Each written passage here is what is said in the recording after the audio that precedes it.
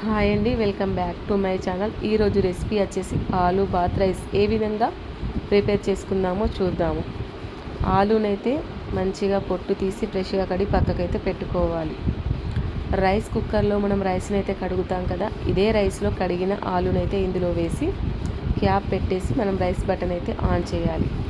రైస్తో పాటు ఈ ఆలు కూడా ఇందులోనే మంచి పర్ఫెక్ట్గా ఉడికిపోతాయి. సపరేట్గా కుక్కర్లో ఆలుని ఉడికించాల్సిన అవసరం లేదు.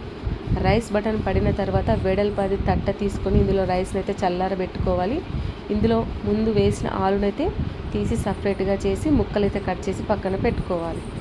ఆలు బాత్ రైస్కి కావాల్సిన ఇంగ్రీడియంట్స్: బ్రెడ్ ముక్కల్ని ఈ విధంగా ఒక్క బ్రెడ్లో 4 భాగాలుగా ఈ విధంగా కట్ చేసి పెట్టుకోవాలి. శనగపప్పు, బిర్యానీ ఆకు, బండ పువ్వు, ఆలు ముక్కలు, పచ్చిమిర్చి, అల్లం పేస్ట్, నిమ్మకాయ రసం, తోక మిరియాల పొడి, బిర్యానీకి సంబంధించిన మసాలా దినుసులు ఉంటాయి కదా, దాన్ని పొడి చేసుకొని పక్కకు పెట్టుకోవాలి.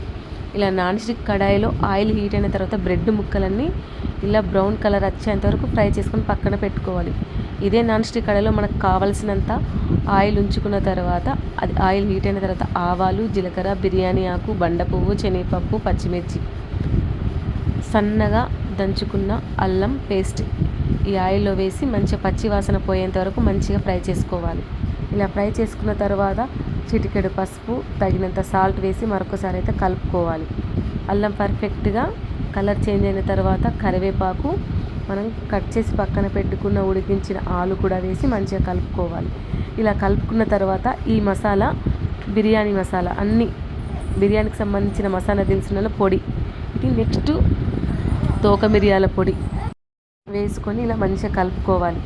కలుపుకున్న తర్వాత మనం కొద్దిగా అందులో వేసాం, కొద్దిగా రైస్లో వేయాలి. తోక మిరియాల పొడి, బిర్యానీ మసాలా వేసిన తర్వాత గింజలు లేకుండా నిమ్మరసంని ఈ అన్నంలోనే పోసేసి ఈ మసాలా, ఈ నిమ్మరసంతో పాటు ఈ రైస్ని అయితే మంచిగా పర్ఫెక్ట్గా కలుపుకోవాలి. ఇలా కలుపుకున్న తర్వాత ఈ మిశ్రమాన్ని అయితే ఆలు బాత్ని అయితే మొత్తం ఇందులో వేసి పర్ఫెక్ట్గా మంచిగా కలుపుకోవాలి. ఒకవేళ సాల్ట్ పడితే అనిపిస్తే ఇక్కడ వేసుకోవచ్చు. ఈ రైస్కి కొద్దిగా ఆయిల్ ఎక్కువగానే పడుతుంది, కానీ చాలా టేస్ట్గా ఘాటుగా చాలా బాగుంటుంది. ఎప్పుడు జీరా రైస్, టమాటా రైస్, బిర్యానీ కాకుండా ఎప్పుడు ఒకే విధంగా రొటీన్ కాకుండా ఇలా ఈ విధంగా ట్రై చేయండి, చాలా బాగుంటుంది. ఇలా కలిపిన తర్వాత మనం ఫ్రై చేసుకున్న బ్రెడ్ ముక్కల్ని కూడా ఈ విధంగా అన్నంలో వేసి మంచిగా కలుపుకోవాలి. ఇలా కలుపుకున్న తర్వాత పైనుండి కొత్తిమీర వేసి మరొకసారి కలుపుకొని బౌల్లోకి వేసి తినడం చాలా టేస్టీగా ఉంటుంది, చాలా ఘాటుగా చాలా బాగుంటుంది. మీరు కూడా తప్పక ట్రై చేయండి. Bye bye.